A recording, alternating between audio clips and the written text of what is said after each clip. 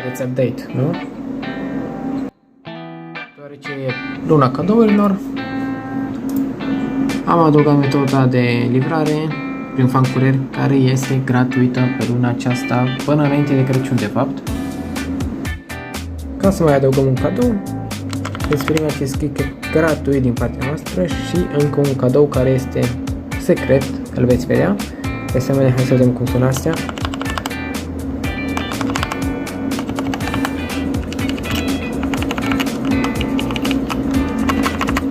Da,